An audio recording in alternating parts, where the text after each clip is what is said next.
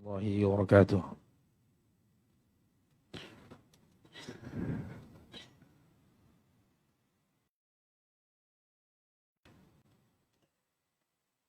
Alhamdulillah, nahmaduhu ta'ala wa nasta'inuhu wa nastaghfiruh wa na'udzu billahi min syururi anfusina wa sayyiati a'malina. May yahdihillahu fala mudilla lahu wa may yudlilhu fala hadiya lahu. Asyhadu an la ilaha illallah wahdahu la syarika lahu wa asyhadu anna Muhammadan abduhu wa rasuluh sallallahu alaihi wa ala alihi wa ashabihi man tabi'ahum bi ihsan wa sallim tasliman mazida amma ba'd. Alhamdulillah ikhwan fiddin wa akhwat fillah. Sebagaimana biasa kita akan lanjutkan pesan kita dari kitab Sahihul Bukhari. Kita sudah sampai ke pada bab la tustaqbalul qiblah bi ghaitin aw baulin illa indal bina jidarin aw nahwihi. Bab tidak menghadap kiblat ketika buang hajat, buang air kecil maupun buang air besar. Illa indal bina, kecuali di dalam bangunan yang ada penghalang antara kita dengan kiblat secara langsung.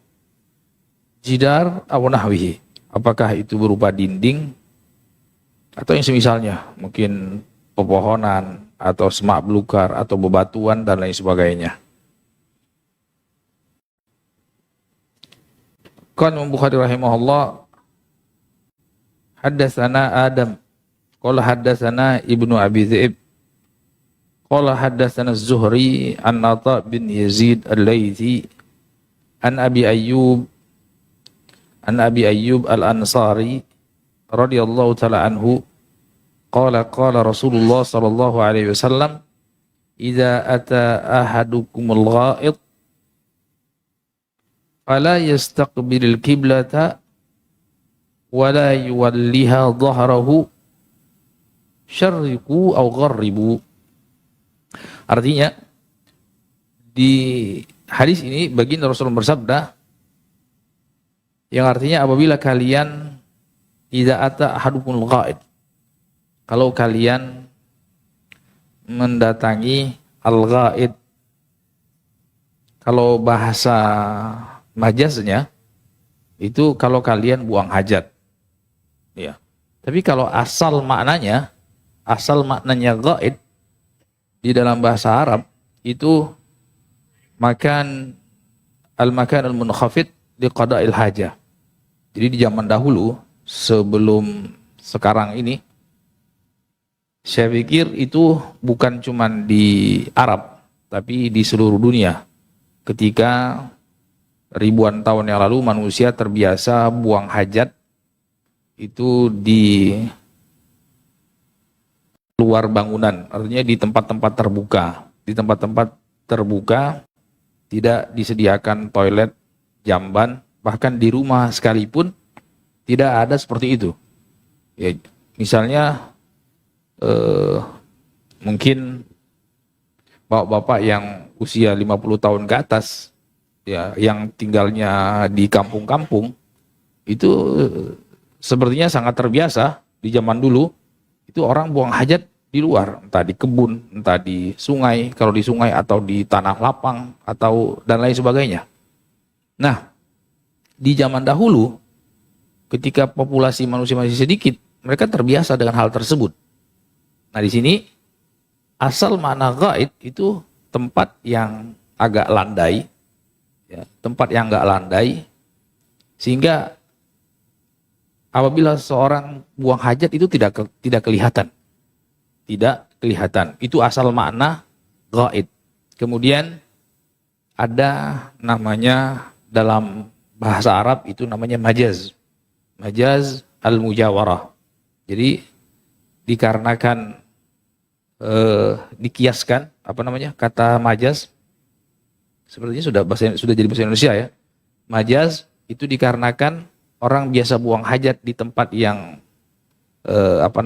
tersembunyi, ya. Kalau di di padang pasir kan susah nyari tempat betul-betul di belakang semak belukar atau di belakang batu besar, ya kan rata-rata padang pasir gitu.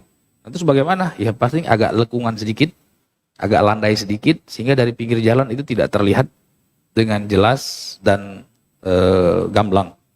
Nah di sini Rasul katakan apabila kalian buang hajat. Nah di sini rahasianya kenapa Imam Bukhari rahimahullah taala menyebutkan dalam babnya jangan menghadap kiblat ya ketika buang hajat kecuali di dalam bangunan atau ada pembatas antara kalian dengan kiblat. Padahal yang beliau bawakan ini hadis Abi Ayyub. Hadis Abi Ayyub Al-Ansari itu tidak menyebutkan keterangan kalau di dalam bangunan tidak apa-apa atau kalau antara kalian dengan kiblat itu ada penghalang berupa dinding atau pepohonan atau semak belukar atau batuan besar, itu tidak ada. Nah di hadis ini itu bunyinya apabila kalian buang hajat maka jangan menghadap kiblat, jangan pula membelakanginya. Tapi apa? Hadapkan ke timur atau ke barat. Ya karena posisi Rasulullah SAW itu di Madinah. Madinah itu kan sebelah utara Mekah, ya kan? Madinah sebelah utara Mekah. Jadi kalau dia menghadap ke utara atau ke selatan, berarti menghadap kiblat atau membelakangi kiblat. Makanya Rasulullah SAW katakan untuk orang yang seperti di Madinah, yang atau di Yaman, sebelah utara atau sebelah selatan Mekah, ya maka hendaklah dia menghadap ke timur atau menghadap ke barat. Jangan dia menghadap ke utara atau ke selatan. Karena apabila dia menghadap ke utara atau ke selatan, maka dia akan menghadap kepada kiblat atau membelakangi kiblat. Nah, beda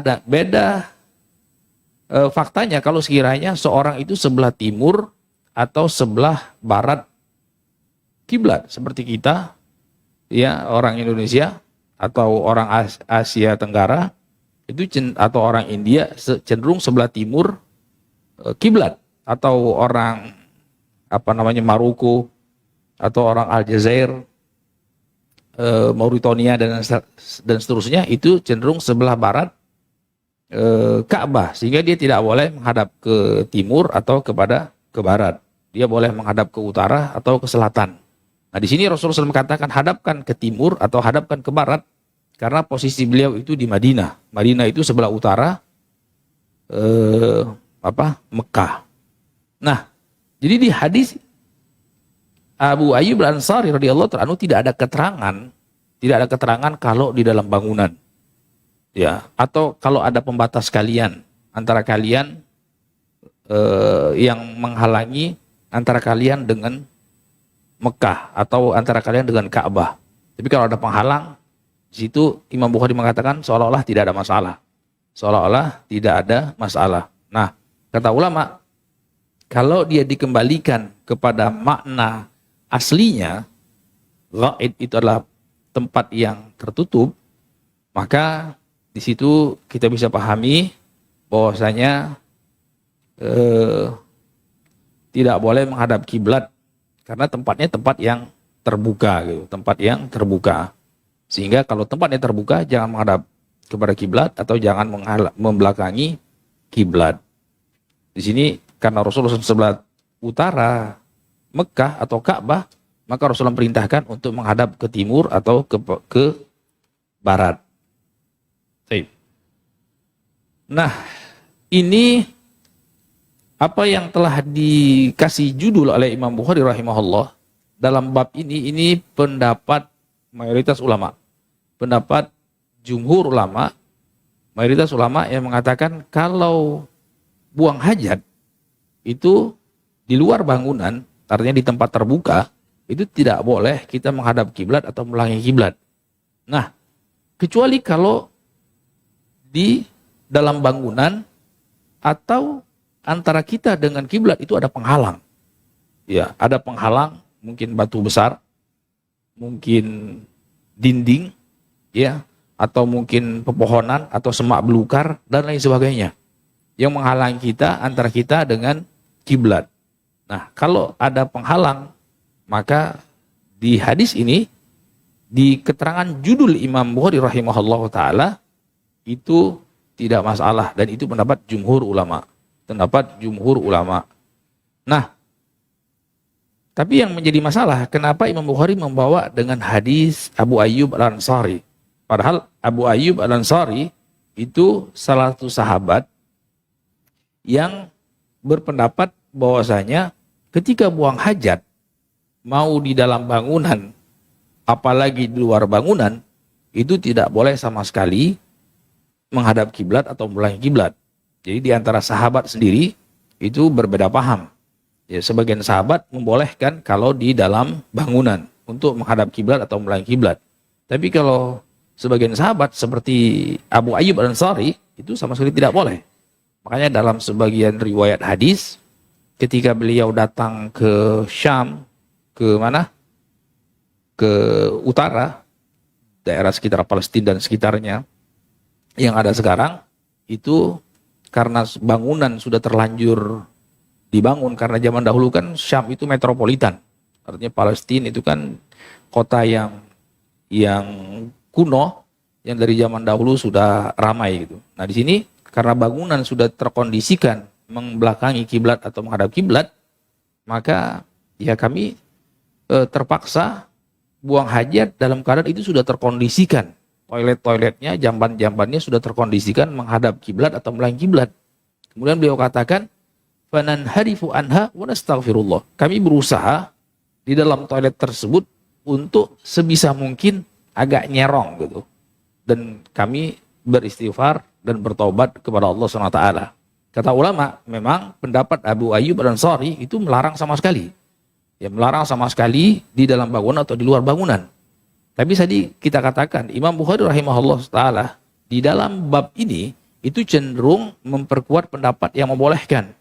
Seperti misalnya sahabat yang lain, Abdullah bin Umar Ibn Khattab radhiyallahu ta'ala anhu, yang cenderung membolehkan buang hajat menghadap kiblat atau membelakangi kiblat apabila di dalam bangunan atau ada pembatas antara kita dengan kiblat.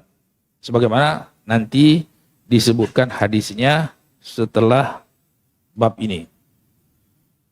Nah, hadisnya itu hadis Ibnu Umar. Bab yang ke-12. Babu man tabarraza ala labinatain. Bab orang yang buang hajat, ya, orang yang buang hajat dengan pembatas antara dia dengan kiblat itu ada dinding, 2 labinah. Labinah itu seperti apa namanya? Seperti la ilaha illallah, batu bata, tapi bentuknya besar. Batu bata bentuknya besar yang dibuat oleh orang Arab, tapi itu sebelum dibakar. Ya, biasanya mereka tidak ada kemampuan untuk membakar kan butuh kayu dan lain sebagainya. Ya, dan itu sulit untuk dicari kayu-kayu di wilayah Arab yang tandus yang ada, sehingga mereka cuman pakai ya, dan sampai sekarang itu masih ada di sebagian pelosok di negeri Arab itu namanya buyut sya'biyah. Jadi rumah orang kampung pedalaman. Itu dia punya bangunan tidak dari semen, ya, tapi dari batu bata yang tidak dibakar. Coba bayangkan, kalau sekiranya hujan seperti kita setiap hari sekarang, itu sebentar sudah habis bangunannya. Ya, tapi dikarenakan Allah punya kuasa, hujannya setahun 2, 3 kali, 4 kali saja. Ya kan, kadang nggak ada sama sekali, sehingga bangunan yang seperti itu masih bisa berdiri kokoh, bahkan sebagiannya bisa berumur ratusan tahun. Ya, apalagi di sebagian tempat di Hadramaut misalnya terkenal dengan daerah Shibam, itu bisa berapa lantai, cuman terbuat dari batu batu bata yang disusun, padahal batu batanya tidak dibakar terlebih dahulu. Ya kan, bisa dikira itu betapa rapuhnya sebenarnya. Nah, di sini Rasulullah SAW di dalam hadis disebutkan bahwasanya ada penghalang antara Rasulullah SAW dengan kiblat. kemudian ada penghalang antara Rasulullah SAW untuk tidak terlihat, ya, tidak terlihat auratnya ketika buang hajat. Di sini hadisnya disebutkan oleh Imam Bukhari, haddatsana Abdullah bin Yusuf qala akhbarana Malik an Yahya bin Sa'id an Muhammad bin Yahya bin Habban an ammihi Wasi' bin Habban an Abdullah bin Umar annahu kana yaqul inna nasan yaqulun idza qa'adta ala hajatik fala tastaqbil qiblah wala baitul maqdis. Ya. Faqala Abdullah bin Umar. Jadi sini disebutkan Wasi' bin Habban berkata, salah seorang tabi'in berkata kepada Abdullah bin Umar bahwasanya ada sebagian orang berkata, ya sebagian orang itu maksudnya sahabat juga. Sebagian orang berpendapat kalau kalian buang hajat jangan menghadap kiblat, jangan membelakanginya, jangan menghadap kiblat, maksudnya Ka'bah, jangan pula menghadap Baitul Maqdis. Ya, kan Madinah kan posisinya di tengah-tengah. Madinah posisinya di tengah-tengah. Sebelah utaranya Baitul Maqdis, ya kan? Sebelah selatannya Ka'bah. Ya, kalau kalian menghadap ke utara berarti menghadap Baitul Maqdis, membelakangi Ka'bah. Kalau kalian menghadap ke selatan, berarti kalian menghadap ke kiblat, membelakangi Baitul Maqdis. Ya, jadi ini bukan karena ada Baitul Maqdisnya, tapi karena Ka'bahnya. Karena Baitul Maqdis itu kiblat yang sudah mansuh. Jadi tadinya Allah SWT perintahkan kaum muslimin untuk sholat menghadap ke Baitul Maqdis. Kemudian Allah punya kuasa dan kehendak serta kebijaksanaan sehingga dengan kuasa Allah SWT kaum muslimin diperintahkan untuk menghadap ke Ka'bah.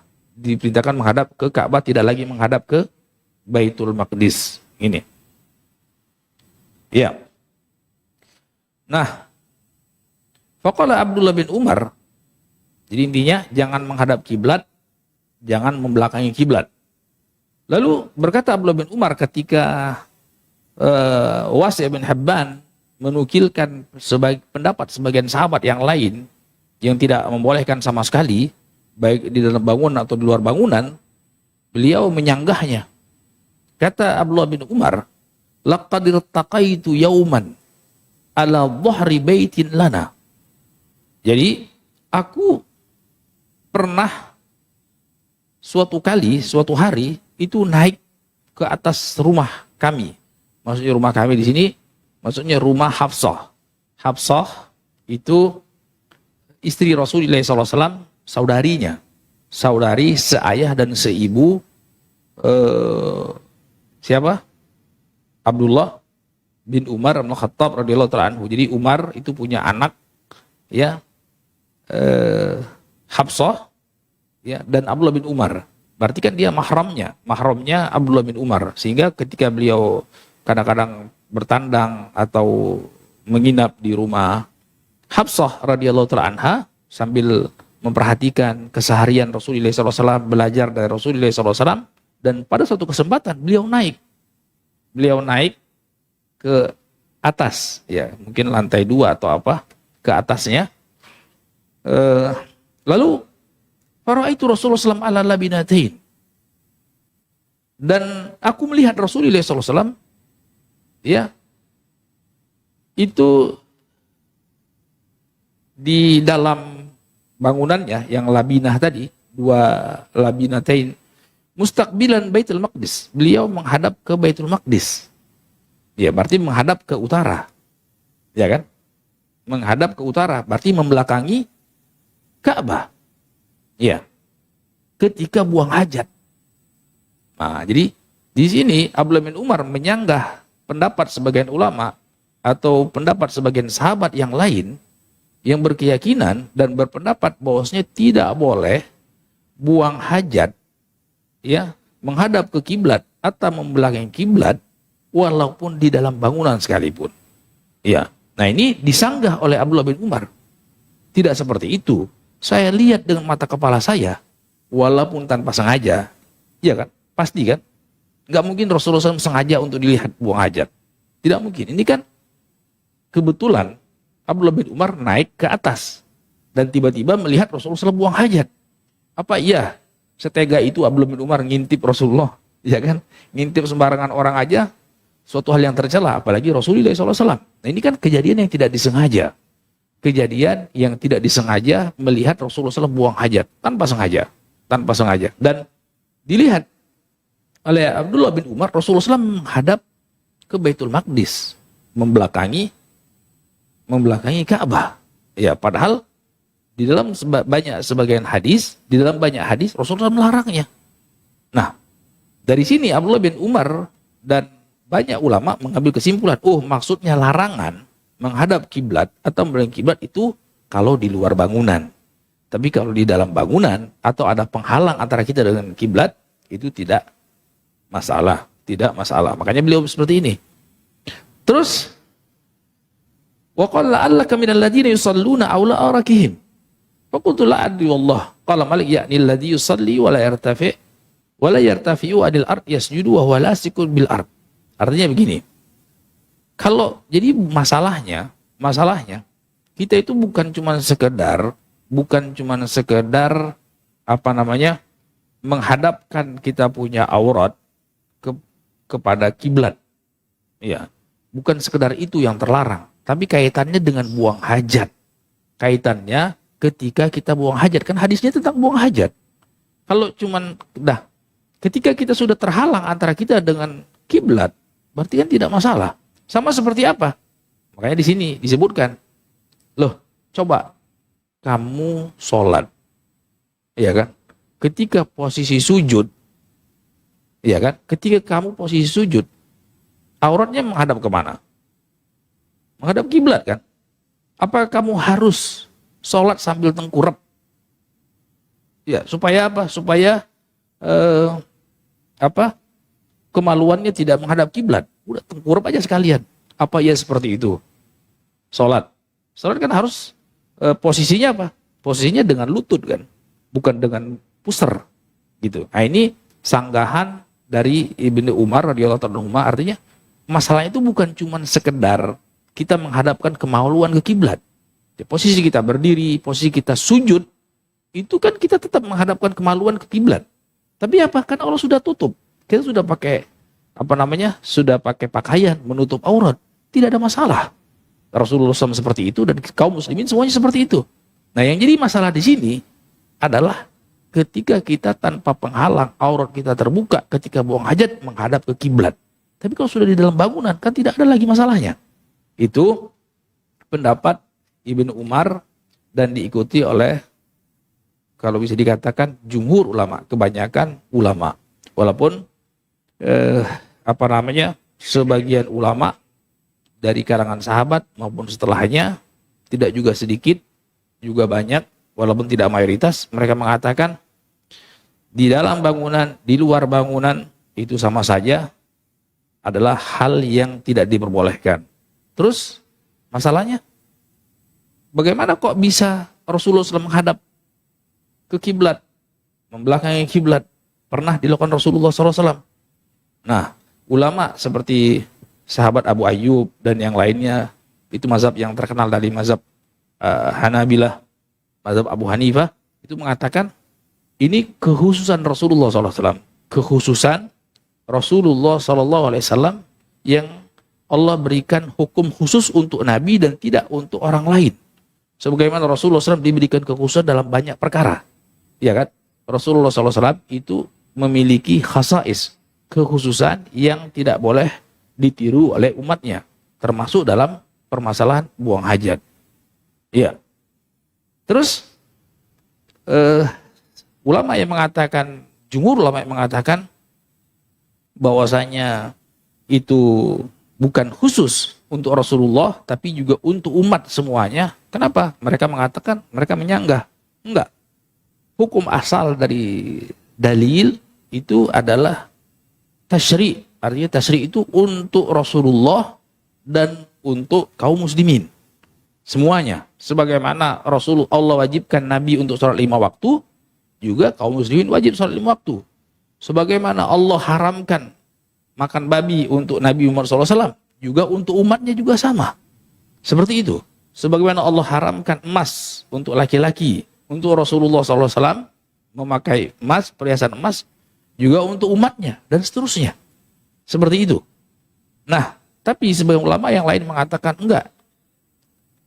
Itu khusus bagi Rasulullah SAW. Kenapa? Karena hadis yang melarang itu sifatnya umum dan mutlak. Artinya tidak ada keterangan, tidak ada hadis Nabi yang mengatakan jangan menghadap kiblat, jangan belah kiblat ketika buang hajat kecuali dalam bangunan. Enggak ada.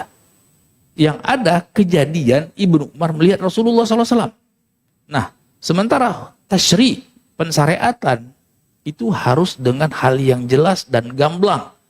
Dan ada maksud dari Rasulullah SAW untuk menyatakannya. Mestinya ada satu hadis, satu saja minimal hadis Rasulullah SAW mengatakan kecuali di dalam bangunan. Ini kita tidak jumpai hadis yang Rasulullah SAW menjelaskan secara gamblang dan jelas bahwasanya kecuali dalam bangunan. Enggak ada. Yang ada kejadian itu. Dan kejadian tersebut bukan diinginkan. Ya kan? Tidak mungkin Rasulullah SAW mengizinkan orang lain, ya kecuali istrinya, untuk memperlihatkan auratnya. Ya kan? Kalau itu sifatnya pensyariatan secara umum, pasti Rasulullah kasih lihat dengan jelas-jelas. Dan ini kan perkara yang samar-samar dan tersembunyi. Orang buang hajat hukumnya ya wajib untuk menutup auratnya. Dan tidak pula mungkin Ibnu Umar itu menyengaja untuk melihat. Ya, mengintip, orang kita bilang ngintip orang buang hajat. Tidak mungkin.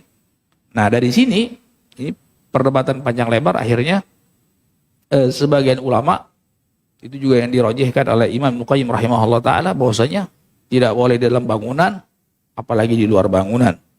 Nah, kenapa? Kata beliau, kalau sekedar ada penghalang, kalau sekedar ada penghalang antara kita dan kiblat di dunia ini, kata Ibnu Qayyim rahimahullah, dimanapun kita berada, pasti ada penghalang. Ya, antara kita dengan kiblat. Kecuali kalau kita buang hajat persis di pelataran Ka'bah. Ya kan? Itu pelataran Ka'bah tempat orang tawaf, terus kita buang hajat di situ. Ya kan? Pasti digebukin orang seluruh dunia tuh. Disumpah serapa orang seluruh dunia. Itu jelas tidak ada penghalang gitu. Tapi kalau orang di luar Masjidil Haram, ya di luar Masjidil Haram, jarak 1 kilo misalnya, itu sudah berapa penghalang antara dia dengan Ka'bah. Ya kan? Kalau apalagi dari Indonesia sampai ke Ka'bah. Ya kan? Misalnya dari mana? Dari Jakarta. Dari Jakarta, di mana sih tempat yang ada penghalang, nggak ada gedungnya? Ya. Belum gedung, belum gunung. Ya kurang apa besarnya gunung untuk menghalangi antara kita dengan Ka'bah? Ya kan? Ada gunung. Kita dari Indonesia misalnya, dari Jakarta. Gunung, ya. Gunung yang di Lampung, gunung yang di Sumatera Selatan, gunung yang di Jambi, gunung yang sampai di Aceh, sudah berapa penghalang itu. Jadi kata Ibnu Qayyim, itu masalahnya bukan sekedar penghalang. Ya, bukan sekedar penghalang, tapi jihad. Jihad itu arah kiblat yang harus dihormati ketika buang hajat untuk tidak menghadapnya, untuk tidak membelakanginya. Ya, seperti itu. Alhasil, ini permasalahan yang cukup pelik sehingga ulama dalam proses ini ada yang mengatakan di sini ada 7 atau 8 pendapat, berbeda pendapat antara satu sama lainnya. Ya, kalau mayoritas ulama mengatakan tidak masalah kalau buang hajat di dalam bangunan menghadap ke kiblat atau melayan kiblat, berdalil dengan hadis ini. Yang walaupun ada kemungkinan seperti yang kita sebutkan tadi, sebagian ulama mengatakan tetap tidak boleh, ya, berdalil dengan hadis Abi Ayyub Al-Ansari yang sebelumnya. Demikian juga apa yang telah disebutkan oleh Abu Ayyub Al-Ansari. Yang benar yang mana? Wallah alam. Mana yang benar? Saya juga bingung. Iya. Terus kalau untuk hati-hati, ya mungkin pendapat yang mengatakan seperti pendapat Abu Ayyub itu lebih hati-hati. Lebih hati-hati karena terus terang tidak ada hadis dari Rasulullah SAW yang sharih yang mengeluarkan daripada pelarangan tersebut. Cuman kejadian Abdullah bin Umar melihat, itu saja. Dan untuk dikatakan syariat secara umum, itu rasanya apa kata ulama, fihi ma fihi, atau fihi nawar, seperti itu. Ya. Kemudian yang berikutnya, qala Imam Bukhari rahimahullah, bab khurujin nisa ilal baras. Ya. Bab keluarnya wanita ketika buang hajat. Itu bisa dibaca baraz, bisa dibaca biraz.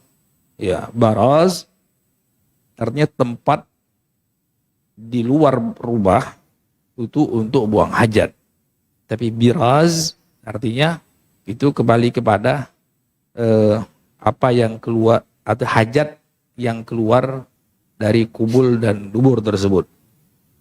Ini biraz. Ya, ada sebagian menyebutkan hal tersebut. Walaupun biraz juga, biraz dalam bahasa Arab bisa juga artinya mubarazah. Mubarazah itu di orang zaman dahulu punya tradisi kalau tempur sebelum kedua pasukan berkecamuk, itu apa namanya?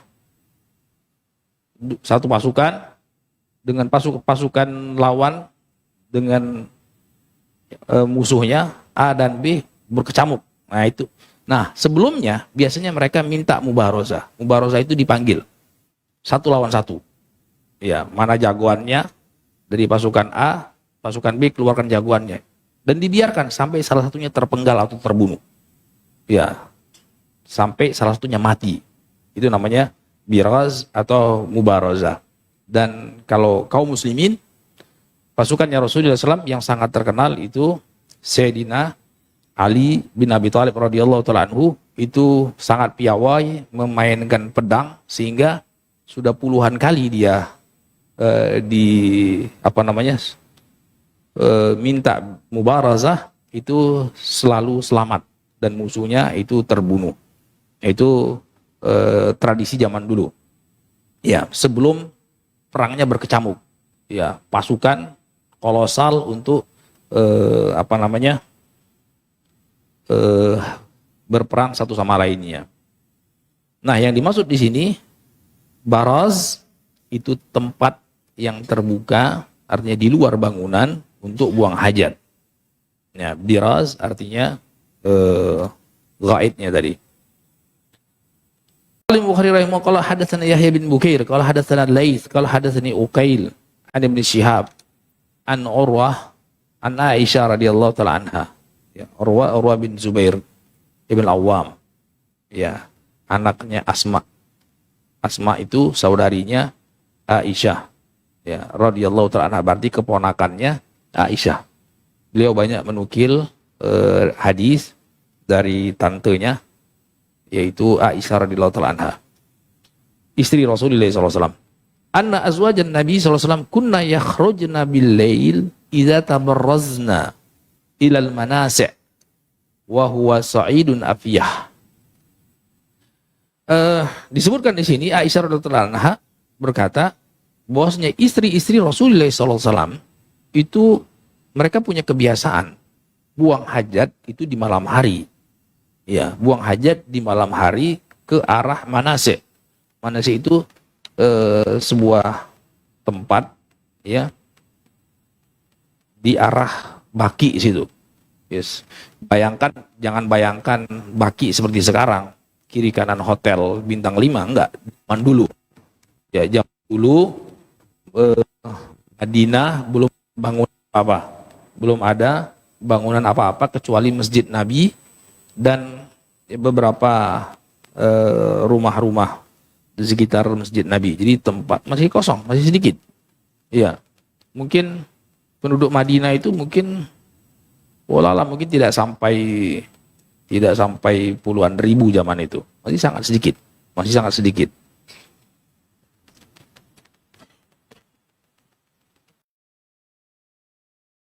Karena Umar yaqulin Nabi, dan Umar radhiyallahu taala anhu berkata kepada Rasulullah SAW. Umar bin Khattab radhiyallahu berkata kepada Rasulullah SAW, memberikan saran. Ya, memberikan saran. Apa kata Umar? Ahjab nisa'ak. Falam yakun Rasulullah yaf'al. Wahai Rasulullah, semestinya atau sebaiknya engkau kasih hijab istrimu. Engkau kasih hijab istri-istrimu. Dan Rasulullah SAW ya tidak serta-merta mengikuti perkataan Umar. Ya. Kenapa? Karena masalah syariat hijab wajib atau tidak itu kan berdasarkan wahyu Rasulullah SAW. Sebelum ada perintah dari Allah SWT, Rasulullah tidak tiba-tiba menetapkan syariat, ya, tiba-tiba mewajibkan hijab. Cuman ini Umar memberikan saran, kasih hijab ya Rasulullah istri-istrimu. Ya, kasih hijab di sini maksudnya kaitannya dengan ketika mereka keluar rumah. Fa kharajat Saudatu bintu Zam'ah. Lalu suatu kali salah seorang istri Rasul yang bernama Saudah bintu Zam'ah, zauj Nabi SAW, lailatan minal layali isya'an. Saudah bintu Zam'ah, salah seorang istri Rasulullah SAW, itu keluar di malam hari. Wa kanat imra'atan tawilatan. Dan Saudah itu seorang wanita yang tinggi besar. Dalam sebagian riwayat azimah. Ya, tawilah, tinggi besar. Fanadaha Umar. Lalu terlihat oleh Umar, padahal di kegelapan malam. Ya, karena mungkin posturnya yang sangat berbeda dengan yang lainnya. Kemudian arahnya dari arah rumah Rasulullah SAW, siapa lagi kalau bukan Saudah radhiyallahu ta'ala anha. Lalu Umar memanggilnya dengan suara yang lantang. Ala qad arafnaki ya Saudah. Wahai Saudah, aku tahu engkau Saudah. Ya. Kata Umar bin Khattab radhiyallahu ta'ala, hirsan ala an yanzil hijab. Ya. Kenapa? Demikian karena Umar itu berharap, ya, karena Rasulullah SAW belum perintahkan kepada istrinya untuk berhijab.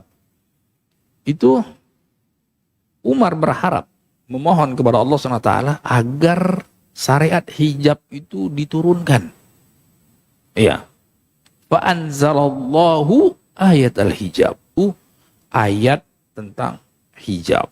Ya, ayat tentang hijab. Ya, ayat tentang hijab. Nah, di sini ini salah satu yang diistilahkan ulama namanya fadilah atau keutamaan, keistimewaan sahabat Umar dibandingkan sahabat-sahabat yang lain.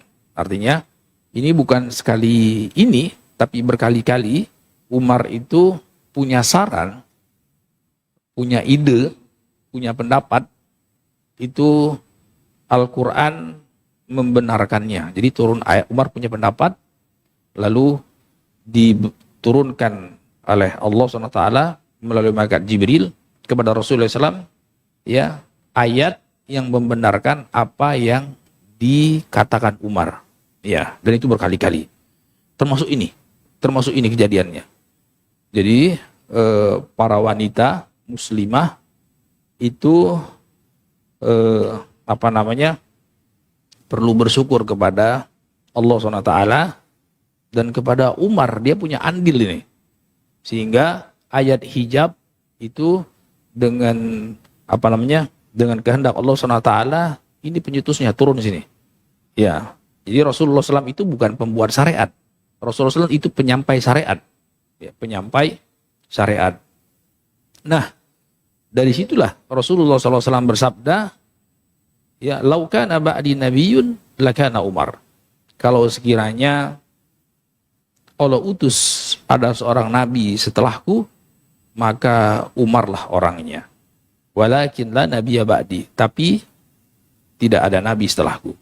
Ya, kalaupun ada, artinya kalau ada nabi setelahku, kalau aku bukan khatamun nabiyyin, kalau aku bukan penutup para nabi, itu maka orang yang paling mungkin untuk menjadi nabi, Allah kasih wahyu kepadanya, itu adalah Umar. Kenapa? Karena ini Umar, subhanallah, bolak-balik berpendapat dengan suatu pendapat, itu Al-Quran sepertinya melegitimasi pendapat tersebut. Turun ayat, plek, persis apa yang katakan Umar. Bahkan pernah dalam satu kesempatan pendapatnya Rasulullah SAW dan pendapatnya Abu Bakar itu disalahkan oleh Allah SWT, dikarenakan Allah SWT lebih membenarkan pendapatnya Umar kaitannya dengan tawanan perang Badar. Ya, Umar berpendapat, ya, karena waktu itu kaum muslimin baru, ya, Rasulullah SAW minta saran kepada dua orang sahabatnya. Jadi sahabat yang paling spesial di sisi Allah dan di sisi Rasulnya adalah Abu Bakar dan Umar. Abu Bakar dan Umar. Rasulullah minta saran kepada Abu Bakar, bagaimana menurut pendapatmu tawanan perang Badar ini mau kita apain? Ya, Abu Bakar berpendapat, ya Rasulullah, bagaimanapun mereka itu karib kerabat kita, orang-orang Quraisy. Saya punya pendapat, kalau sekiranya mereka kita tebus dengan alat persenjataan, alutsista, ya, alat persenjataan perang. Ya, supaya nanti suatu saat kalau sekiranya kita perang lagi dengan mereka, kita punya amunisi, kita punya peralatan untuk bertempur kembali. Demikian juga dengan pihak-pihak yang lain. Ya. Terus Rasulullah SAW belum mantap, minta pendapat Umar. Bagaimana menurut engkau, wahai Umar? Ya Rasulullah, kalau saya punya pendapat, begini ya Rasulullah. Engkau tunjuk mana di antara mereka, ya, yang masih ada kekerabatan dengan Umar dari tawanan perang Badar tadi, masih ada pertalian darah, itu biar Umar dengan tangannya penggal kepala mereka. Ya, kill them all. Ya, bunuh semua mereka, kata Umar. Ya, engkau serahkan kepada Abu Bakar, yang mana kerabat Abu Bakar, supaya apa? Supaya Abu Bakar yang penggal kepala mereka. Jadi supaya tidak ada, kan kalau Umar penggal kepala kerabatnya Abu Bakar nanti nggak enak. Ya, sebaliknya pula. Tapi supaya pas, Umar penggal kepala kerabat-kerabatnya Umar. Yang itu mereka tawanan perang Badar.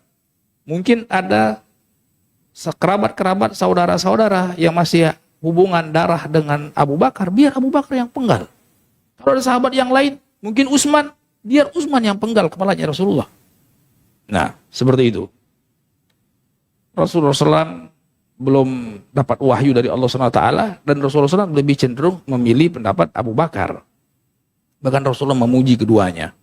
Abu Bakar itu ada sifat penyayang, lembut seperti Nabi Ibrahim, sementara Umar itu seperti Nabi Nuh alaihissalam, la tadar alal ardi minal kafirin dayyara.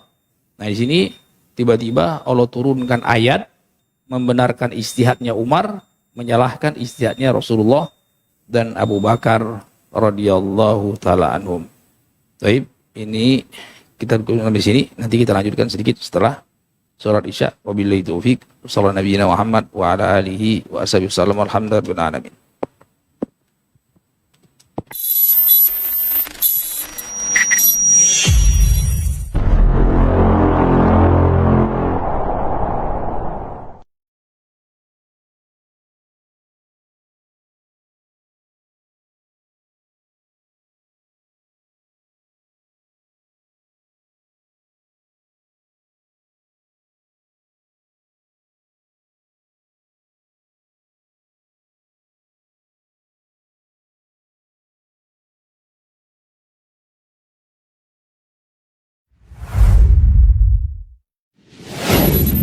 Assalamualaikum warahmatullahi wabarakatuh. Saudara-saudariku, para pemirsa Hasil TV dimanapun Anda berada, rahimani wa rahimakumullah. Semoga antum selalu berada dalam lindungan Allah Tabaraka wa Ta'ala, dan semoga kesehatan, keberkahan, rahmat dan nikmat Allah Tabaraka wa Ta'ala selalu meliputi Anda semuanya. Ma'asyiral muslimin, ma'asyiral muslimat, dakwah merupakan sebuah tugas bersama dari umat Nabi kita tercinta Muhammad sallallahu alaihi wasallam. Allah Tabaraka wa Ta'ala menyuruh kita untuk meninggikan agama Allah Tabaraka wa Ta'ala dengan kemampuan yang kita miliki. Yang mampu dengan ilmunya, berdakwah dengan ilmunya. Yang mampu dengan tenaganya, berdakwah dengan tenaganya. Yang mampu menyumbangkan waktunya. Demikian juga yang mampu dengan hartanya, maka berdakwah dengan harta itu. Saudara-saudariku, para pemirsa Hasil TV dimanapun Anda berada, pada kesempatan yang berbahagia ini, saya mengajak Anda, pemirsa Hasil TV dimanapun berada, para pencinta Hasil TV dimanapun berada, untuk meringankan beban operasional yang dibutuhkan oleh Hasil TV di dalam mengemban suara dakwah yang agung ini. Mari infakkan sebahagian daripada yang Allah Tabaraka wa Ta'ala mudahkan kepada kita, dari apa yang Allah rezekikan kepada kita, guna kepentingan syiar dakwah melalui media-media, di antaranya adalah Hasil TV. Melalui Hasil TV, sangat banyak saudara-saudari kita kaum muslimin dan muslimat yang bisa mendapatkan dakwah di bumi yang sangat jauh, di negeri yang sangat terpencil. Bahkan tidak sedikit dari mereka yang mendapatkan hidayah kepada sunnah Rasulullah SAW melalui media Hasil TV yang kita cintai. Semoga apa yang antum berikan merupakan pembuka kebaikan, merupakan pembuka hidayah bagi saudara-saudari antum menuju jalan yang sesuai dengan sunnah Nabi kita tercinta SAW, sehingga di akhirat mendapatkan pahala bagaikan seorang yang di tangannya Allah Tabaraka wa Ta'ala bukakan hidayah kepada seseorang, seperti yang dikatakan Nabi kita tercinta SAW, la iyahdiyallahu bika rajulan wahidan khairun laka min humurin na'am. Sekiranya satu orang mendapatkan hidayah melalui dirimu, melalui usahamu, melalui apa yang telah engkau berikan, melalui apa yang telah engkau dakwahkan, maka itu lebih baik daripada unta merah. Sebagian para ulama mengatakan lebih baik daripada dunia dan perhiasannya. Sallallahu wasallam wa baraka wa an'am ala abdihi wa rasulihi Muhammad. Walhamdulillahi rabbil alamin. Assalamualaikum warahmatullahi wabarakatuh.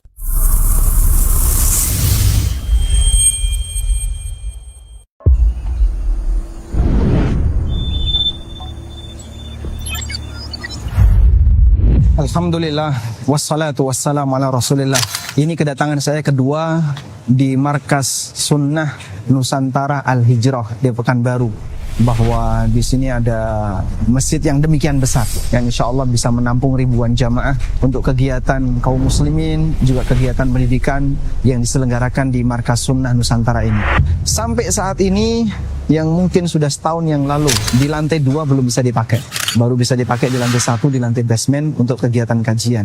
Harapan dari penyelenggara, semoga ini bisa segera diselesaikan, terutama untuk yang rooftop, sehingga bisa dimanfaatkan untuk lantai di bawahnya. Bagi Bapak Ibu yang barangkali ingin terlibat dalam kegiatan wakaf untuk masjid Markas Sunnah Nusantara Al-Hijrah, masih punya peluang yang cukup besar. Siapapun bisa menyumbangkan dananya dengan nilai berapapun. Semoga kita punya tabungan yang lebih abadi dan termanfaatkan dengan maksimal. Karena insya Allah di bawah kegiatan yang diselenggarakan oleh Al-Ustadz Maududi Abdullah, kegiatan di Markas Sunnah ini cukup aktif, dan Masya Allah tadi jamaahnya juga cukup banyak. Mereka berharap semoga bisa memiliki tempat yang lebih representatif untuk aneka kegiatan sunnah di Pekanbaru dan sekitarnya. Barakallahu fikum. Wassallallahu ala nabiyina Muhammadin wa ala alihi wa sahbihi wasallam.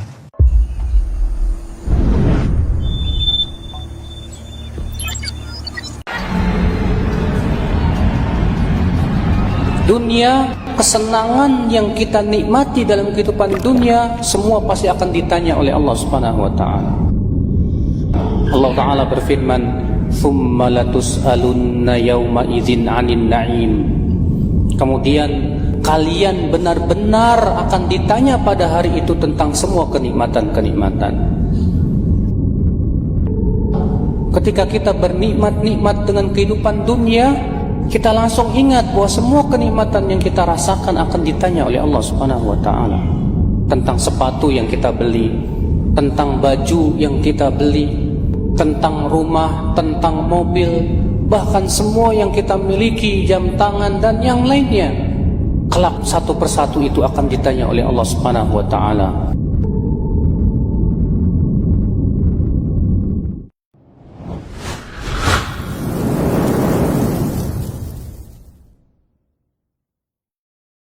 Allahu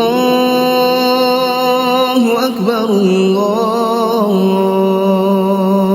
Akbar, Allahu Akbar, Allahu Akbar. Asyhadu an la ilaha illallah.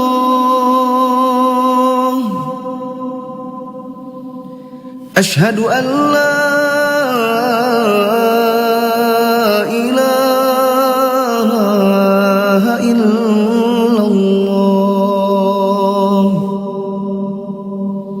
Asyhadu anna Muhammadar Rasulullah.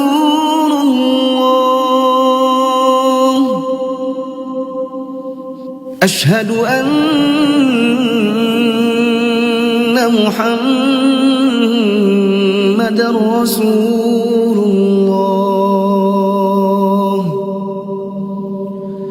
Hayya 'alas salah,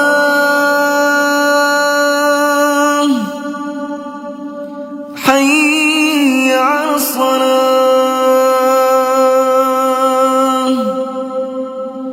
hayya 'alal falah,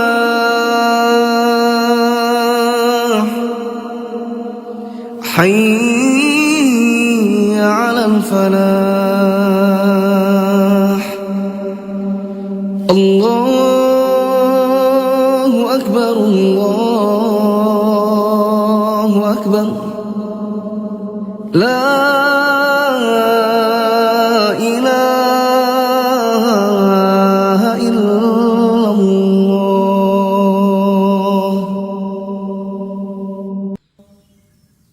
اللهم صل على محمد وعلى آل محمد كما صليت على آل إبراهيم إنك حميد مجيد.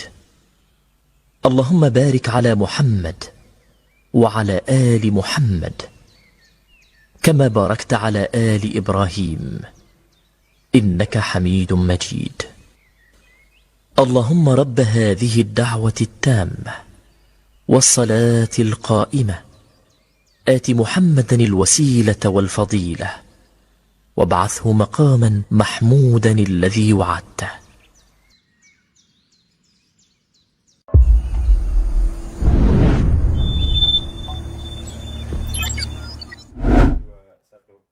Bismillahirrahmanirrahim. Assalamualaikum warahmatullahi wabarakatuh. Waalaikumsalam warahmatullahi wabarakatuh. Kaum muslimin dan muslimat, pemirsa Asil TV, hafizukumullah.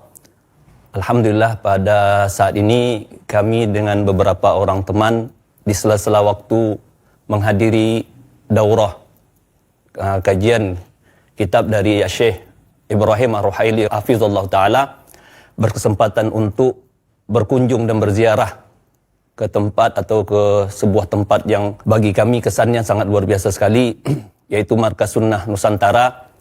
Dan alhamdulillah pada saat kunjungan kami tersebut bersama beberapa asatidz langsung disambut oleh pembina dan pendiri daripada Markas Sunnah Nusantara tersebut.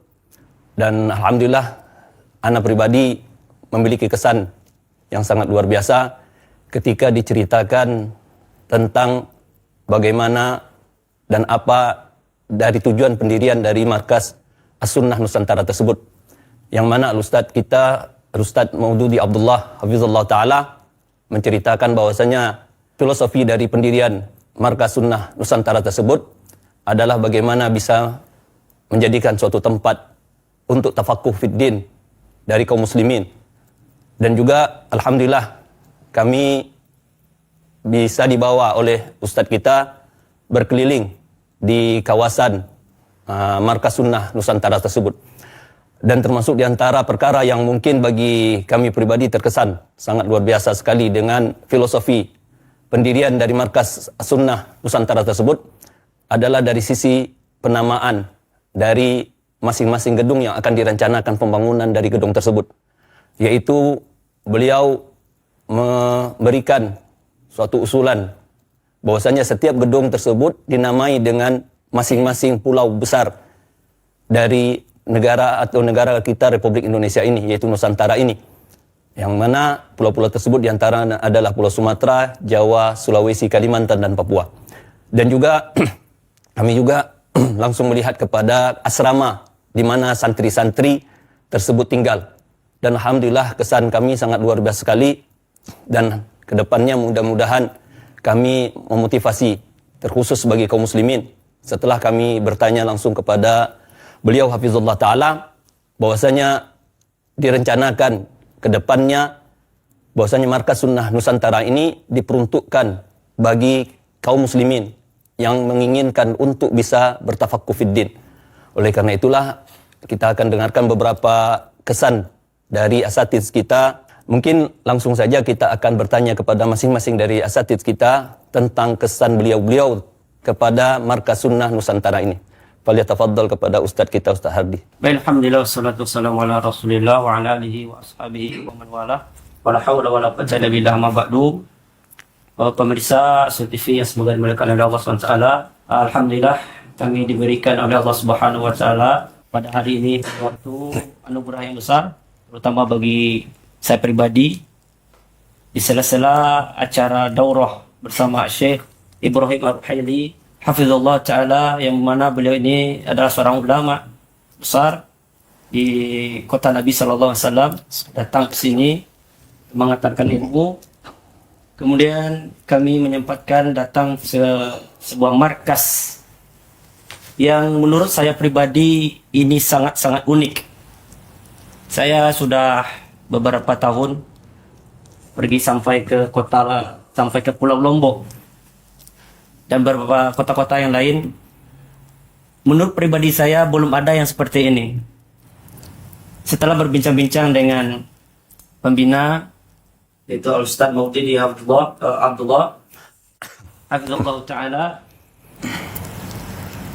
saya pribadi mendapatkan pemantik semangat sebagai ide-ide atau bisa memberikan jembatan untuk kaum muslimin dimanapun berada yang menginginkan belajar ilmu agama, namun dengan biaya yang sangat terjangkau insyaAllah. Namun mudah-mudahan kita berharap kepada Allah Subhanahu wa ta'ala memberikan kita semua kemampuan bersama-sama untuk bisa merealisasikan markas ini sampai dengan tingkat pada optimalnya. Tadi beliau bercerita kalau sampai selesai ini mungkin butuh waktu puluhan tahun dan membutuhkan biaya yang tidak sangat sedikit sekali. Tadi beliau sampai mengatakan mungkin kurang lebih sampai 500 miliar. Saya yang mertua tinggal di Cilengsi, tadi sempat bersurau dengan beliau, mengatakan liar itu kalau bahasa Bogornya atau bahasa Sundanya itu artinya pusing, uang 500 miliar. Ini kalau bagi kita atau bagi kawan-kawan di sini saja yang untuk merealisasikannya mungkin ini akan agak kesusahan. Maka dari saya pribadi, saya yang tadinya dari kota Bogor ke sini, tepatnya di Cilengsi, saya mengajak kepada siapa saja yang mendengarkan, mari kita mensupport ini, karena memang di antaranya ini tidak ada batasan untuk para penuntut ilmu datang ke sini. Ya, sebagaimana disampaikan oleh Ustaz Jeffrey tadi yang sebagai moderator, ini Markas Nusantara yang mana nilai unik yang beliau ambil tadi adalah gedungnya ada 5. Gedung pertama, gedung Sumatera. Gedung kedua, gedung Jawa. Gedung ketiga, gedung Kalimantan. Gedung keempat, Sulawesi. Gedung 5, Papua. Dan ini mewakilkan 5 pulau besar di negara Indonesia ini, Nusantara. Dan ini milik kita bersama. Siapapun kaum muslimin dari Sabang sampai Merauke yang ingin belajar tanpa ada batasan usia, insyaallah. Siapa yang ingin belajar, silakan datang ke sini. Ya, dan kita bahu-membahu untuk merealisasikannya bersama-sama karena ini milik umat. Ya, bukan milik makanya diberikanlah markas ini dengan markas Nusantara semuanya. Ya. Dan semoga ya saya bisa berkesempatan untuk bisa berkunjung kembali ke markas ini dan melihat perkembangan-perkembangan yang lebih baik yang bisa bermanfaat bagi kaum muslimin seluruh dunia, terkhusus di negara kita Indonesia tercinta ini. Mungkin itu sedikit kesan dan dari pribadi saya terkait ya ziarah tadi ke markas, dan mungkin ada dari al-ustadz yang lain. Ya, fadhal masykur. Barakallahu fiik. Untuk selanjutnya mungkin kita dengarkan tanggapan dan kesan yang didapatkan oleh Ustadz kita, Ustadz Niko Abdul Farouk, atas kunjungan beliau ke Markas As-Sunnah Nusantara ini. Bismillahirrahmanirrahim. Assalamualaikum warahmatullahi wabarakatuh. Alhamdulillahirabbil alamin wal 'aqibatu lil muttaqin wa la 'udwana illa 'alal zalimin. Asyhadu an la ilaha illallah wahdahu la syarika lah wa asyhadu anna Muhammadan 'abduhu wa rasuluhu sallallahu alaihi wa ala alihi wa ashabihi ajmain, amma ba'd. Alhamdulillah, Allah Subhanahu wa taala tanpa saya duga-duga atau tanpa saya perkirakan, Allah Subhanahu wa taala mengantarkan saya secara pribadi bertemu dengan teman-teman yang sudah lama tidak bersua. Sempat ngobrol, bertemu di tempat daurah dengan Ustadz Jeffrey, kemudian dengan Ustadz Hanafi, kemudian dengan Ustadz Hari juga yang sudah kangen gitu. Dan Allah Subhanahu wa taala pertemukan kita di acara ini. Kemudian yang paling menarik lagi, Allah Subhanahu wa taala menyempatkan untuk saya dan teman-teman berkunjung dalam pada sebuah lembaga yang sangat luar biasa. Ya, ini adalah lembaga yang akan memfasilitasi pendidikan bagi kaum muslimin untuk mendalami agama Islam. Bayangkan dengan luas 4 hektar lebih dan akan menampung ribuan santri, dan yang paling membuat saya bersyukur kepada Allah Subhanahu wa taala bahwasanya Ustadz Abdullah Madudi sebagai pembinanya sempat berbincang beliau bahwasanya akan diberikan dengan biaya yang sangat terjangkau dan bisa dinikmati tidak hanya untuk kalangan atas, dan bahkan kaum muslimin yang berada di kalangan ekonomi bawah pun akan bisa merasakan pendidikan di markas ini. Maka untuk itu kesan yang saya rasakan adalah sistem pendidikannya, yang mana sistem pendidikannya akan melaksanakan sistem yang pernah saya rasakan juga, yaitu sistem belajar secara mulazamah. Dan kelebihannya adalah seorang santri itu akan berinteraksi dengan ustadznya itu sangat intens, karena ustadz tidak hanya sebagai pendidik ya, tidak hanya sebagai pentransfer ilmu, tidak hanya sebagai pengajar, namun ustadz juga berbaur sebagai musyrif dan tinggal bareng dan bisa dicontoh dan diambil adabnya, akhlaknya oleh santri. Dan ini hal yang sangat bagus sekali buat dunia pendidikan, sehingga diharapkan nanti santri itu tidak hanya memiliki kompetensi dalam keilmuan ya, namun juga santri juga bisa meraih atau menyerap adab dan akhlak yang akan ditampilkan langsung oleh ustadznya. Itu hal yang masya Allah gitu. Dan saya pribadi berdoa kepada Allah Subhanahu wa taala, mudah-mudahan Allah Subhanahu wa taala selalu dan memberikan rahmatnya, keberkahannya untuk markas ini, markas Sunnah Nusantara ini, supaya bisa menjadi solusi bagi bangsa kita ya. Karena markas ini tidak hanya diperuntukkan untuk masyarakat yang di Pekanbaru ini, namun tujuannya adalah untuk seluruh anak bangsa ya, seluruh generasi muda yang ingin mempelajari agama Islam ini.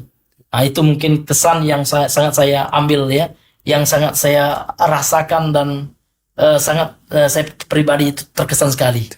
Baik, mungkin ini ya yang bisa sampaikan. Mudah-mudahan Allah Subhanahu wa taala memberikan keberkahan ya bagi pondok pesantren ini atau bagi markas sunnah Nusantara ini. Baik. Ya. Untuk selanjutnya, para pemirsa Sil TV, Hafizakumullah, selanjutnya kita mendengarkan kesan apa yang dirasakan oleh Ustadz kita, Ustadz Hanafi. Falyatafaddal musyik.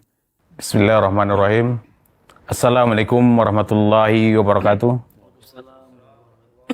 Alhamdulillah, senantiasa kita bersyukur kepada Allah atas segala nikmat yang diberikannya kepada kita.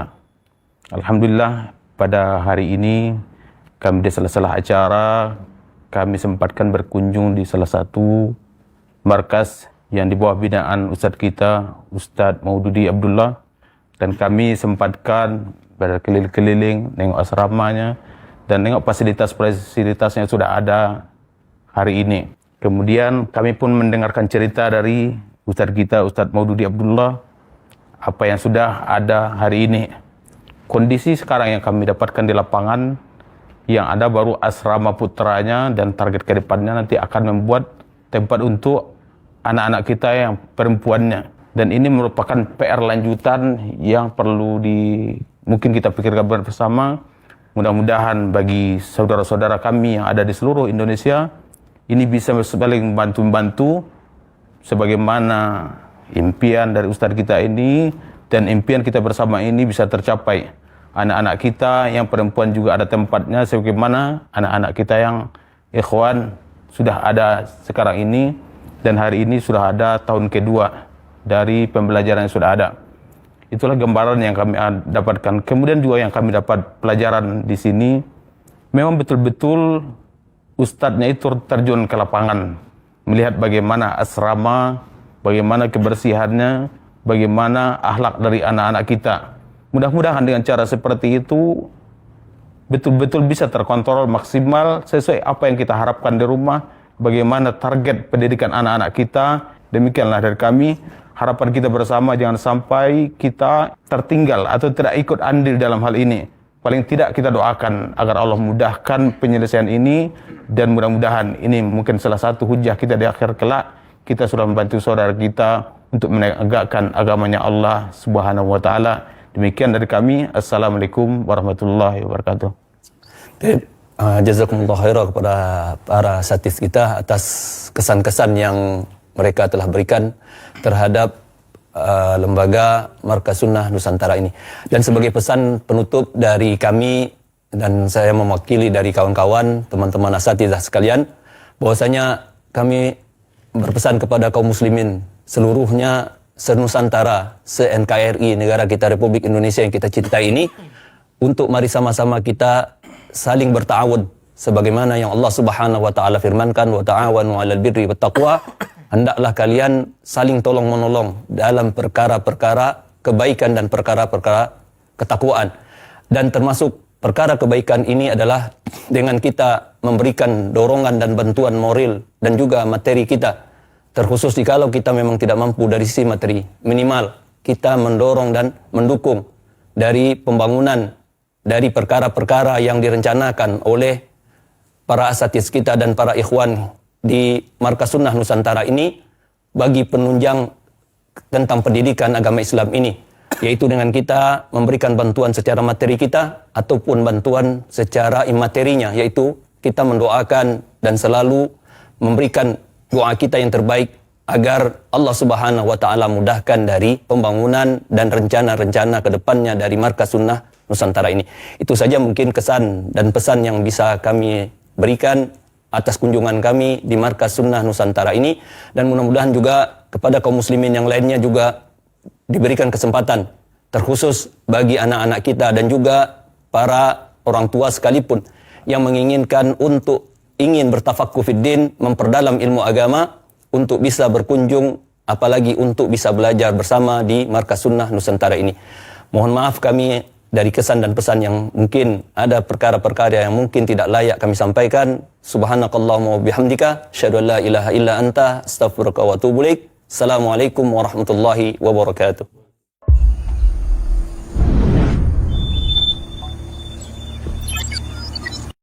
Alhamdulillah, telah hadir aplikasi dakwah yang menunjang kebutuhan umat muslim dalam melaksanakan ibadah harian yang sesuai dengan tuntunan Al-Quran dan As-Sunnah. Asil App hadir dengan fitur-fitur sebagai berikut: TV dan radio streaming. Fitur ini memudahkan pengguna untuk mengakses tayangan Asil TV, radio, dan televisi dakwah lainnya dalam genggaman pengguna. Fitur infak. Pengguna dapat menyalurkan infak untuk pembangunan Markas Sunnah Nusantara Al-Hijrah dan infak pendidikan di Markas Sunnah Nusantara Al-Hijrah kapan saja dan di mana saja dengan sangat mudah. Al-Quran dan Hadis. Fitur Al-Quran yang dilengkapi dengan terjemahan per kata, per ayat, dan ke depan insya Allah akan dilengkapi juga dengan tafsir. Dan fitur hadis yang memuat 8 kitab hadis populer yang bisa kita baca serta pelajari kapan saja dan di mana saja. Fitur kajian. Playlist serial kajian Asil TV guna memudahkan pengguna dalam menyimak video kajian secara berurutan dan sesuai tema. Fitur zakat. Mempermudah pengguna dalam menghitung zakat harta. Fitur zikir. Panduan zikir harian mulai dari zikir bangun tidur, zikir pagi dan petang, hingga zikir sebelum tidur. Fikih dan artikel dakwah. Menyajikan berbagai kitab fikih dalam format PDF yang dapat dibaca dan dipelajari kapan saja. Dan nasihat Islam melalui artikel dakwah yang update setiap harinya.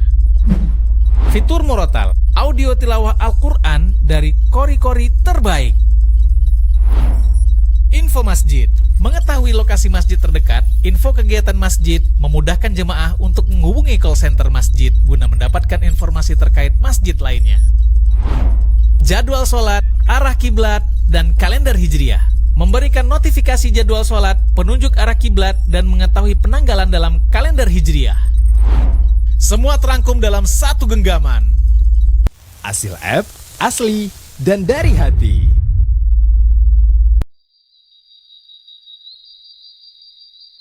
Disyariatkannya ibadah tiada lain adalah untuk kebaikan hati. Ketika ibadah tidak mempengaruhi hati, ibadah itu sama sekali tidak bernilai di mata Allah atau berkurang pahalanya di sisi Allah Subhanahu wa taala.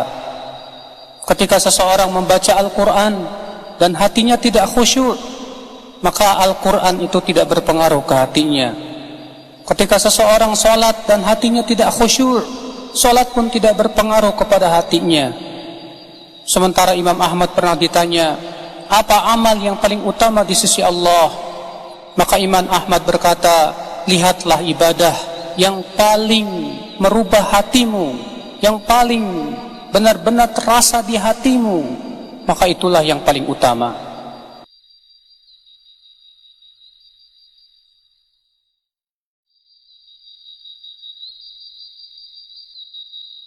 Di dalam hadis sahih riwayat Imam Bukhari dan Muslim, Nabi SAW mengatakan, unzuru ila man huwa asfala minkum. Lihatlah orang yang di bawah kalian. Wala tanzuru ila man huwa fawqakum. Jangan melihat orang yang di atas kalian. Fahuwa ajdaru alla tazdaru ni'matallahi alaikum. Kalau itu yang kalian lakukan, kalian tidak akan menyepelekan nikmat-nikmat Allah yang Allah berikan kepada kalian. Lihat bagaimana Rasulullah menyuruh kita memandang dunia dan berhadapan dengan dunia. Nabi mendidik kita, lihat orang yang di bawah kita dalam urusan dunia. Jangan lihat ke atas.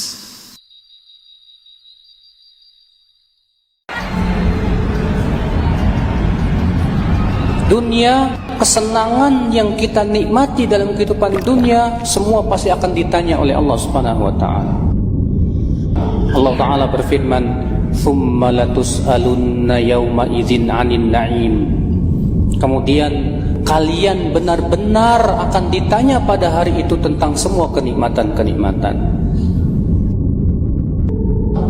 Ketika kita bernikmat-nikmat dengan kehidupan dunia, kita langsung ingat bahwa semua kenikmatan yang kita rasakan akan ditanya oleh Allah Subhanahu wa taala. Tentang sepatu yang kita beli, tentang baju yang kita beli, tentang rumah, tentang mobil, bahkan semua yang kita miliki, jam tangan dan yang lainnya. kelak satu persatu itu akan ditanya oleh Allah Subhanahu wa taala.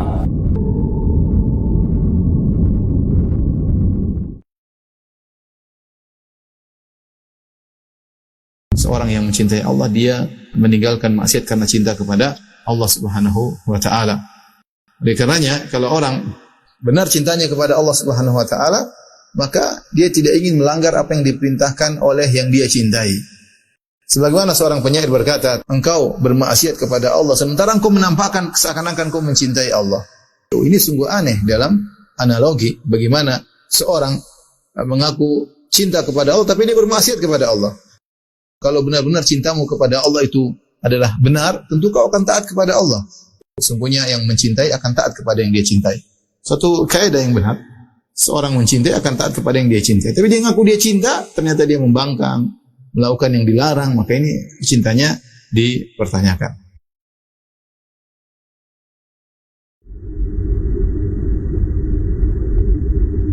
Bertakwalah kepada Allah.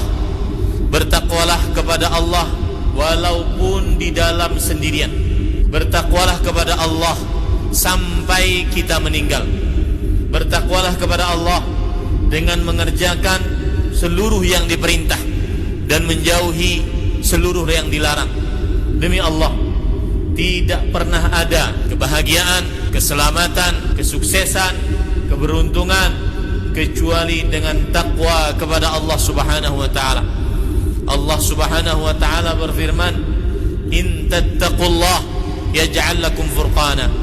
Jika kalian bertakwa kepada Allah, pasti Allah Subhanahu wa taala langsung akan menjadikan bagi kalian furqana, pembeda antara yang hak dan yang batil, sehingga menjadi orang yang beruntung.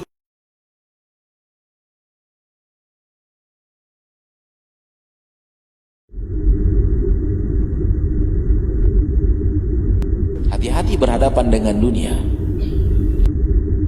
Dan Allah tabaraka wa ta'ala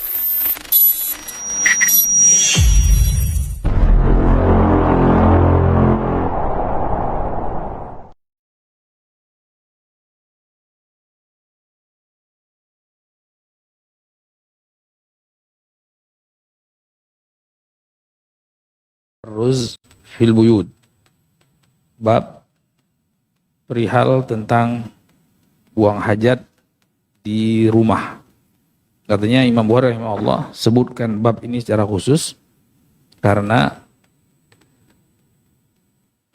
di zaman dahulu kebiasaan orang ketika buang hajat, buang air besar dan buang air kecil itu di luar bangunan atau di luar rumah.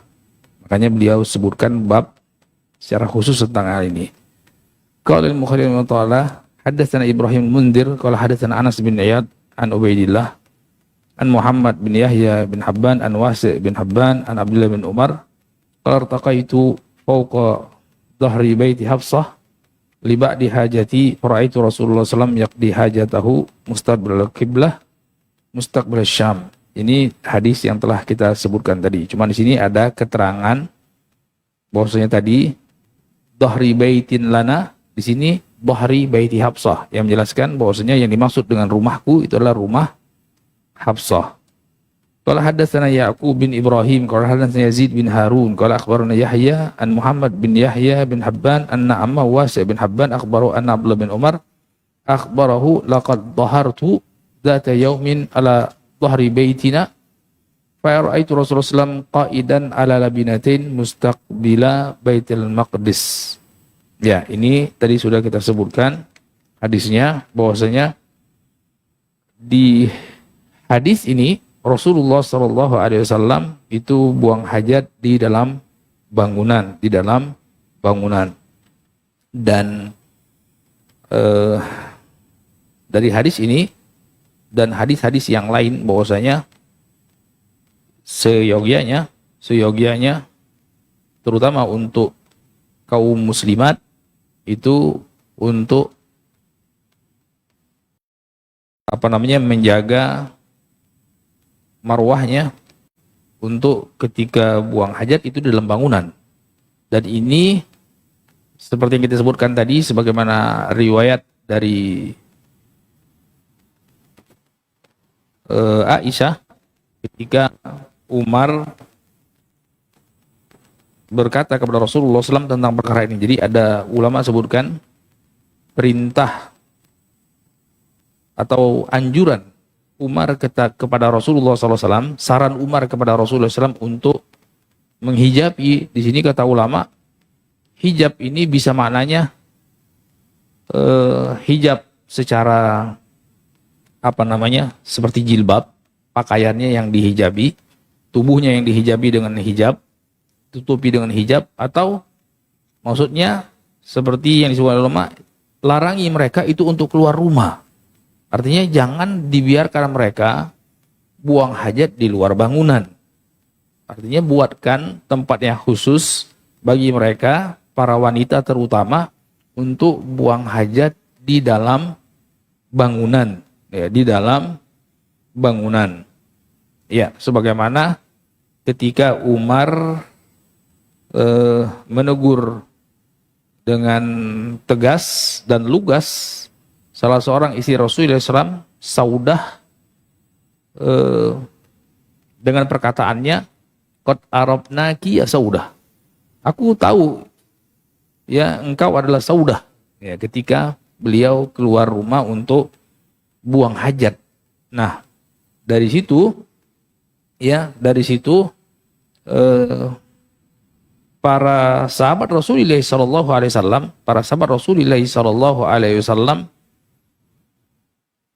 berinisiasi setelahnya. Allah SWT perintahkan mereka setelah turun ayat hijab, kalau sekiranya tubuh mereka itu ditutup dengan pakaian yang menutup aurat mereka, maka Allah SWT perintahkan juga untuk semestinya mereka tinggal di rumah mereka, apalagi untuk buang hajat. Ya kan? Apalagi untuk membuang hajat, karena ketika membuang hajat kan yang tersingkap, yang dibukakan auratnya. Ya, sementara Allah SWT berfirman di dalam Al-Quran, "Wa qarna fi buyutikunna wa la tabarrajna tabarruj jahiliyatil ula." Wahai para wanita muslimat, terutama istri-istri Rasulullah SAW dan kaum muslimin secara umumnya, itu qarna. Qarna itu artinya tinggallah kalian, menetaplah kalian di rumah-rumah kalian. Artinya kalau sekiranya untuk membuka aurat harus keluar rumah, iya kan? Buang hajat itu kan pasti membuka aurat. Itu sangat riskan. Sangat riskan. Sementara tubuh mereka Allah perintahkan untuk ditutupi dengan hijab. Ya kan? Ditutupi, Allah perintahkan untuk ditutupi dengan hijab, untuk berhijab. Ya, untuk berhijab, untuk berjilbab. Ya, supaya menutup seluruh anggota tubuh mereka. Ya, dari atas kepala sampai ujung kaki. Ya, kalau sekiranya kepalanya ditutupi, rambutnya ditutupi, betisnya ditutupi, dijaga, ya, apalagi kemaluannya. Nah, ketika dia buang hajat di luar bangunan, itu kan membuka aurat. Ya, membuka aurat mughalladah. Nah, di situ Allah SWT perintahkan, Allah turunkan ayat hijab, itu isyarat yang sangat kuat. Kalau sekiranya tubuh mereka yang kategorinya bukan aurat mughalladah disyariatkan untuk ditutupi, apalagi yang sifatnya aurat yang mughalladah, kubul dan dubur. Makanya Allah perintahkan untuk menetap di rumah. Menetap di rumah, ya, tinggal di rumah, secara otomatis buang hajat pun seyogianya di rumah. Makanya di sini Imam Bukhari rahimahullah taala membuat bab khusus, ya, bahwasanya dianjurkan, diperintahkan untuk buang hajat di rumah, artinya di dalam bangunan, tidak di tempat terbuka, tidak di tempat terbuka. Taib.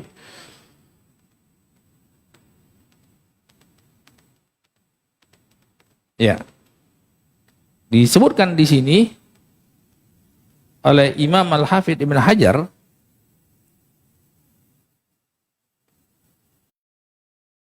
walihada qala Umar liasada fil marrah tsaniyah ba'da nuzul hijab, amma wallahi ma takhfina alaina.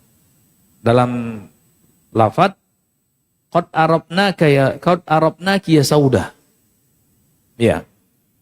Tsumma uttakhidal kunu fil buyut. Nah, di sini keterangan Habib bin Hajar. Kemudian setelah itu al-kunuf, kunuf itu jamak kanif, kanif itu jamban. Setelah perkataan Umar yang lugas kepada Saudah, ya, beliau berharap Allah turunkan ayat yang menyesuaikan apa yang beliau sarankan kepada Rasulullah untuk hijab. Hijab artinya pakaiannya syar'i, para wanita berjilbab yang syar'i. Kemudian untuk kalau bisa sebisa mungkin buang hajat, jangan kemana-mana, di rumah. Nah, dari sini ada keterangan tsumma tukhidul kunufil buyut. Ya, fatasattarna biha. Ya, kemudian dibuatlah setelah itu jamban-jamban di rumah-rumah. Subhanallah. Jadi itu salah satu keutamaan Umar bin Khattab, ya, pingin yang terbaik, pingin menjaga kesucian terhadap para wanita muslimah dari dulunya. Sebagaimana disebutkan dalam hadis Qisatul Ifk, fa inna fiha wa dzalika qabla an tuttakhadul kunuf. Jadi ada keterangan bahwasanya sebelum Umar kasih saran, kasih kepada Rasulullah SAW, tadinya para wanita muslimah itu biasa untuk buang hajat di luar rumahnya. Kemudian setelah itu Allah SWT